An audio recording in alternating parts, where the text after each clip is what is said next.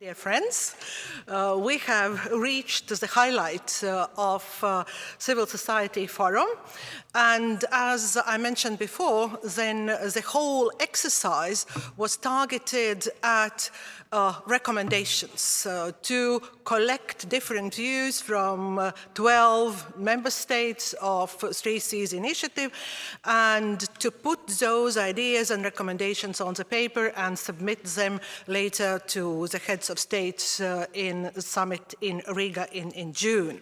So how we proceed? So I will invite one by one panelists, moderators of panel to present the first summary of the discussions, because later on they will be expanded in a more solid manner, but today it's important to summarize what we have discussed and what is the added value of today's discussion.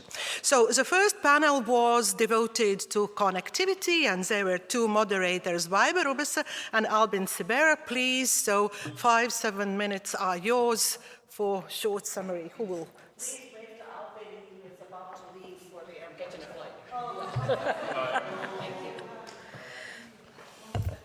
Thank you very much. I must say that besides the two of us being moderators, it was a very interesting and diverse group of people that had an opinion on a very diverse, actually, scope of subjects. We talked about, in terms of in connectivity, we spoke about infrastructure, renewable energy, alternative energy, digital solutions, and at the end of the day, even the 3SI itself was discussed.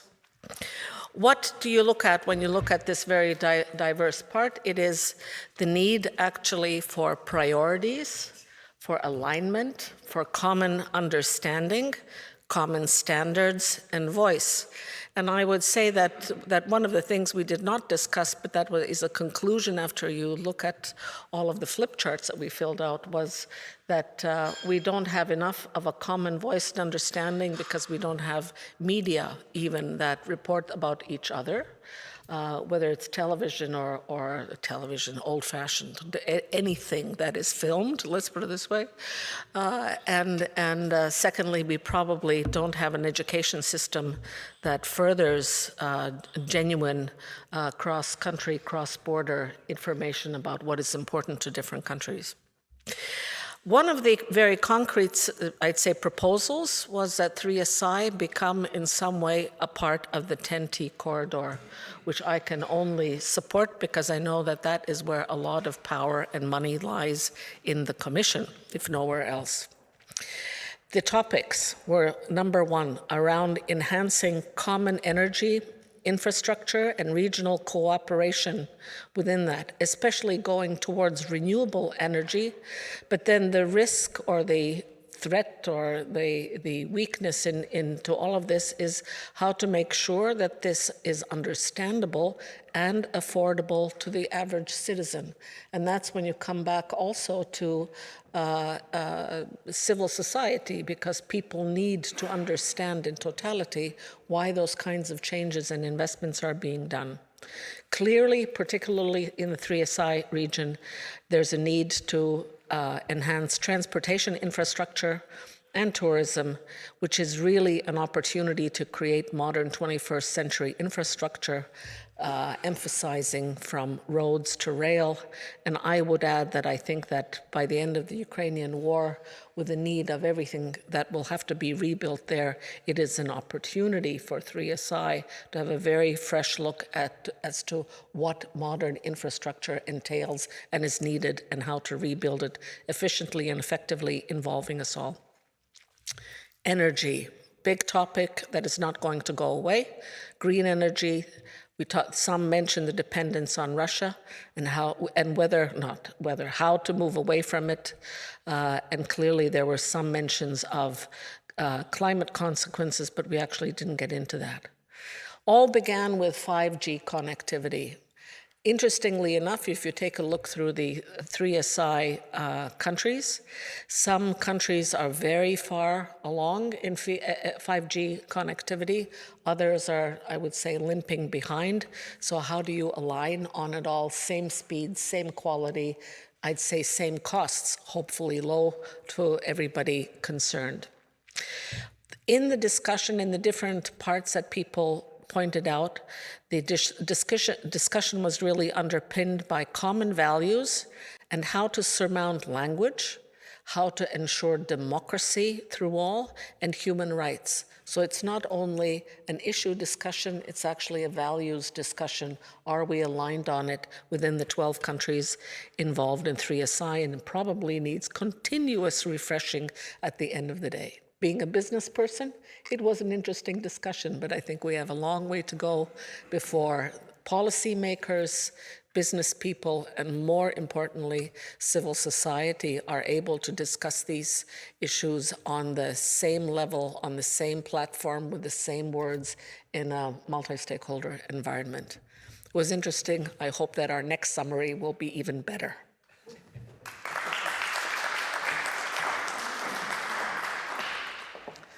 Thank you, Baiba. So very diverse landscape of so many topics.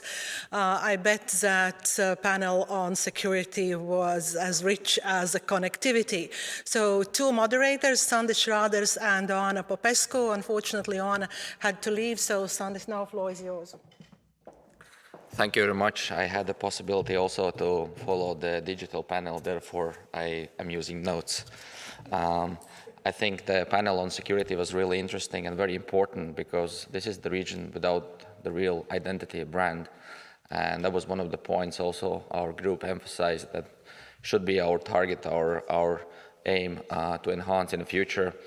The initiative 3Cs or Intermarium is politically motivated, economically or politically motivated, economically powered, and socially beneficial. But especially since February 24, it bears very significant security threats within itself. And from all of our discussions, I managed to divide our findings or conclusions in 4 specific parts. Our task was not to focus on the events relating to Ukraine, but we could not omit this. 4 of the 12 countries are bordering Ukraine, and the rest are feeling the consequences of the ongoing war in Ukraine. What struck me most was our utmost focus and salience that the group attached to the values and the regimes that sometimes we forget are very important, like democracy, which for many is a culture, is a value. Those are the institutions and the freedom, civilian freedoms, so political parties and organizations that point at crucial and important points for the governments. And we also mentioned in our findings that the government should be open with specific example by the Czech Republic. The previous one was not. The civilian organizations had to knock on the doors. The wise government keeps the door to the civilian society open because civilian society organizations bear significant knowledge, expertise that is accumulated through the research. Therefore, instead of having just view, which is the case for the public institutions, their operation is dwelling on decisions. Civilian society has a vision for the future. So if the government has the possibility to turn the ship in the short term, civilian society has the possibility to put the flag in front of the tanker for the future. Civilian society is also capable of showing the broad picture to specific problems, like, for example, different derivatives from energy security are relating to the security. So civilian society should cooperate with companies that are responsible for production of the energy and also for the stakeholders utilizing the energy and bring up alternatives and different solutions for the debate. Civilian society is also important not only as active partner for the government, but also someone that is setting the example, transparency, lack of corruption. Research journalists are the ones that unveil corruption and crimes across the borders. We need a strong media representatives. And here I would like to transcend to my second point, which is information and narratives. We are overtly focusing on tracing the malign Russian narratives into our countries that label our countries, our societies as failing or failed. That is not the case. We're actually quite successful. But we should focus on the ways our government and institutions are communicating with the local societies and also public diplomacy. There is much room for investment, and civilian societies as observers and participants can become active participants, not only to fight the corruption, but also to enhance the communication between the public institutions and the society. One of the areas that stood out was, of course, energy. And when we are talking energy, Russia is the word that shouldn't slip our attention. If Russia quits the Nord Pool spot, we must look at the prices and changes there. There is alternative to the Russian gas in Europe, LNGs and green energy. Actually, the opportunities that the sanctions and worsening of the relations with Russia has inflicted on Europe is the Green Deal, the possibility to diversify and enhance the green energy in the region. Therefore, it creates more jobs, innovation, and eventually will be beneficial for the region and the framework nations.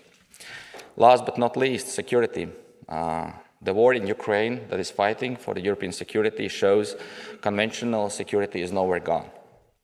Ukraine at the moment is fighting for Europe, but it is essential to admit that the United States is indispensable for the region that I call the American part of Europe. There is a huge demand for the security guarantees from the United States in Central Eastern Europe, as it is in the region that is covered by 3 seas and partner countries. So we need a strong presence of the United States. By cooperating among each other, we can also work with the groups, lobby groups that work with the Congress, that is quite frequently way more hawkish when it comes to the foreign policy formulation vis-a-vis Russia. The security situation is transforming, so should the military, which is aging. A couple of hardware items that are present in this region should be replaced with novel ones. There must be an improvement in the logistics and infrastructure to make sure we are ready to provide sufficient host nation support. Eventually, those countries who were not aware about the security challenges are now facing the reality when Russia is trying to take back everything that was lost to the collapse of the Soviet Union or the Russian Empire. Therefore, our societies must enhance the societal resilience, always ready to address any challenges that are coming from the unpleasant neighborhood in which we are geographically located. Thank you very much.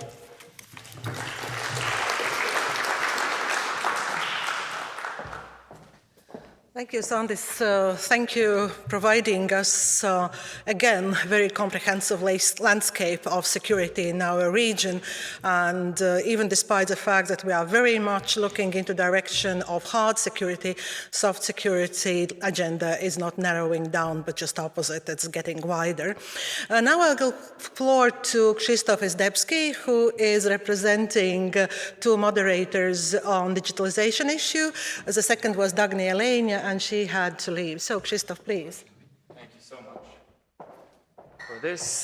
Very briefly, we were in the digitalization group, and we started with focusing or start to select which topics under the very broad topic of digitalization is something that is important for the civil society, that has an impact on civil society, and most importantly, the civil society could be engaged and can actually support states in doing so.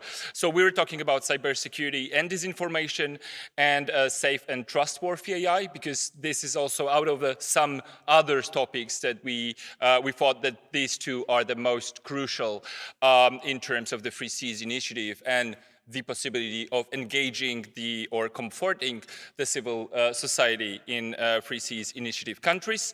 So on cybersecurity and disinformation, we are very much focused, of course, on the question of disinformation.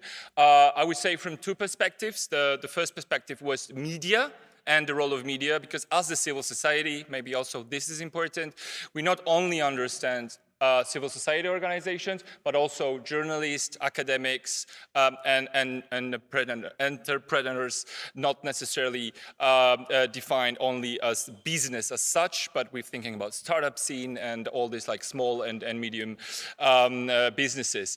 So in terms of cybersecurity and disinformation, again, what we were thinking about the things that are really important, and we will recommend it to the Free Seas Initiative states to support, is of course no big surprise here, a fund for good quality media project. But we think that this is a very crucial, because we don't have a good resources when it comes to the good quality media, not because they're not there, but because they are heavily underfunded. And this is one of the most important things we thought as a group in terms of bringing the real fight with disinformation, so more credible information, thanks to the good quality media.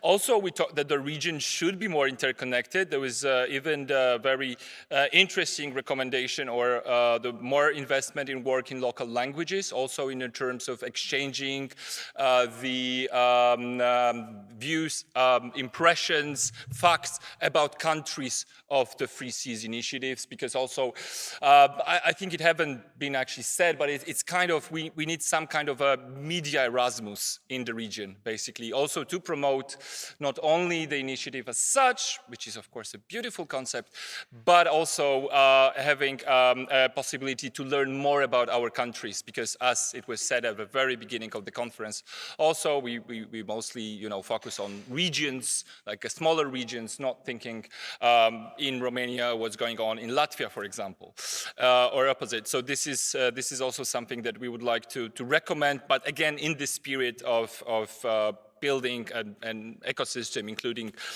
funding. Also, we talked quite a lot about digital literacy or education in this regard as one of the pillars of fight with disinformation.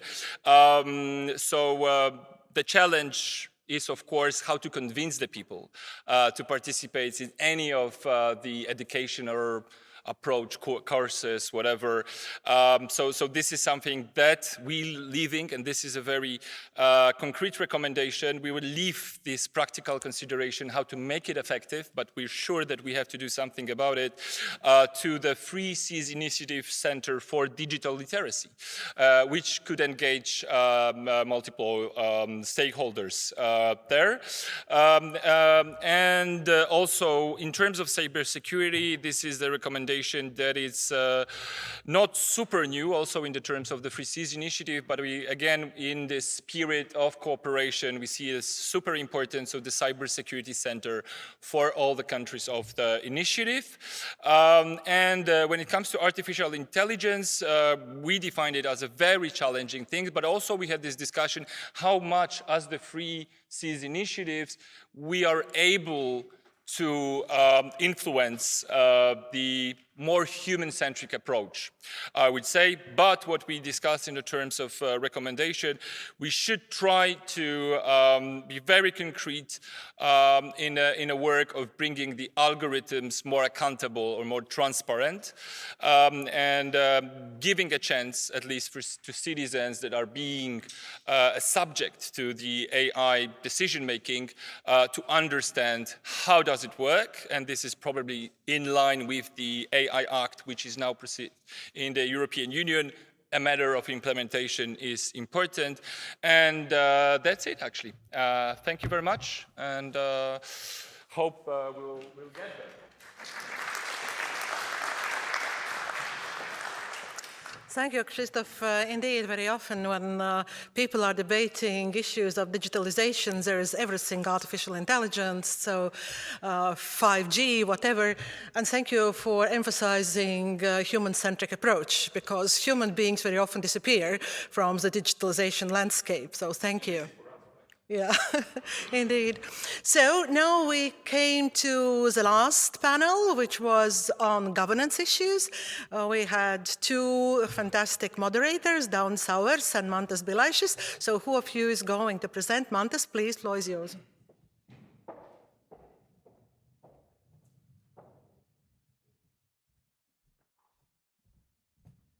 So, dear colleagues, I'll try to briefly summarize the discussions from the governance panel. So, to begin with, the 3Cs initiative compared to other formats within Europe is young.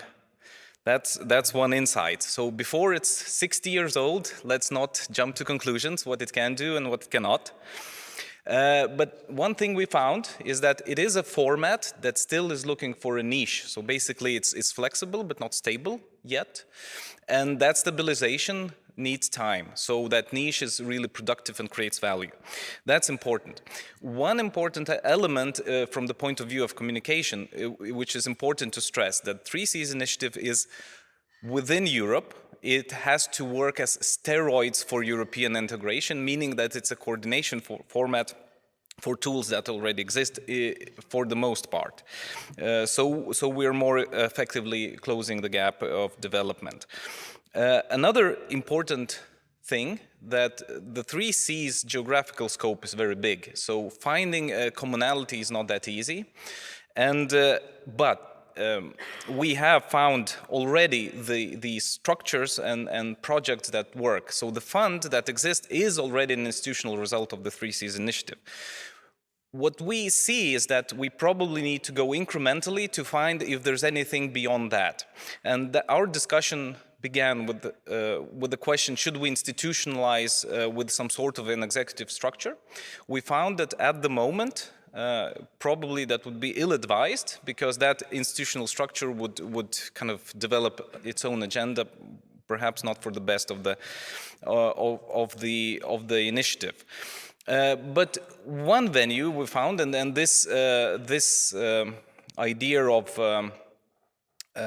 this event itself, the civil society event, is that there is a multilateralism not only between states as the 3Cs initiative, but something that creates persistency, institutional persistency, is multi-stakeholder formats. So you engage civil society and businesses, and as the chairmanship moves on from country to country, it's very likely that the political leadership will change, and by the time you have a rotation back into the same country, you'll have different political leaders. But civil society and very often businesses are more stable. So they could create this institutional memory, institutional persistency. So from the two broad options of focusing on giving executive muscles from member states and engaging other stakeholders, we see that this is possible, various formats which of course need to be worked out further. One final point is that our discussion, and I'm glad to say this, essentially repeated a lot of the narratives that have already been told from the other panels. One place where that initial kind of movement to a more stabilized structure by involving other stakeholders might go should be in terms of communication. What many of the panelists pointed out, that even the experts in member states do not know of the idea of the term. So it's an important work to disseminate knowledge. And on top of that, of course, the achievements, the projects that have achieved need to have this label of 3 Cs attached. So the value that is already achieved is produced and given to the judgment of populations. And so a creation of greater transparency might be also well advised.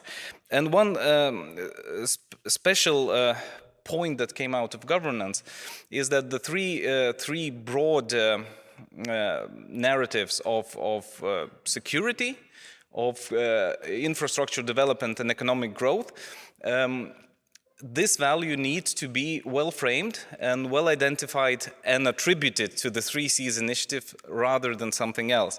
So that needs some work, and therefore probably the current format, with only the fund running kind of incognito the investment process, is not enough. Some sort of resource needs to be allocated for that communication idea, and also to establish that kind of analytical competence to attribute the value created by 3 Cs rather than something else or just a conjuncture of situations. So with that, I conclude and give back the floor.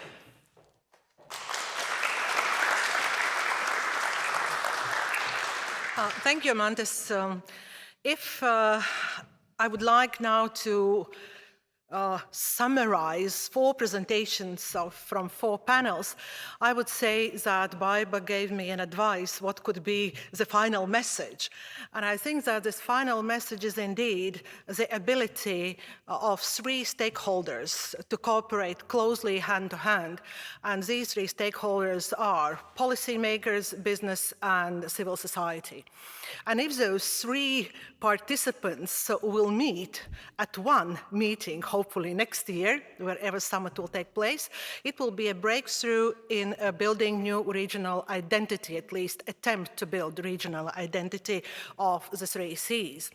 And now it's a moment to pay tribute to all of those who made possible this event to take place here in this palace, and I would like to start thanking President's office.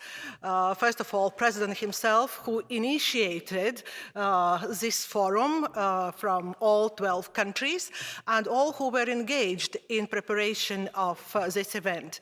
Then Edgars Bondars. Edgar, where are you? Oh, you're here on the front line. So Edgars was at the core, he was the heart of the Civil Society Forum, and he pushed all of us into direction of this success story, which we are having today, and the Ministry of Foreign Affairs. Then Visegrad Insight, so thank you for your advice, because you are so well connected with Central and Eastern Europe, and your advice was very decisive in that respect. And then I thank LATO team, Sigita. Where are you, Sigita? Sigita.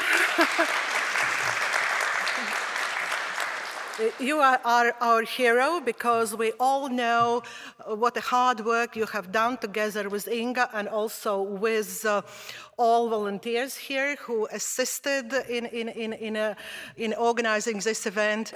And on top of all of that, I would like to thank all you who participated, who came, who contributed, and actually you are also heroes of today, like Sigita, because what you have debated, what moderators later on will put on the table, will appear on the tables in the folders of politicians who will come to Riga in June, and your ideas will not be lost or disappear somewhere in the outer space. They will remain here. So thank you very much, and I hope that we could meet next year in the summit of 3 Cs and probably Forum of Civil Society. Thank you, and safe trip back. Thank you.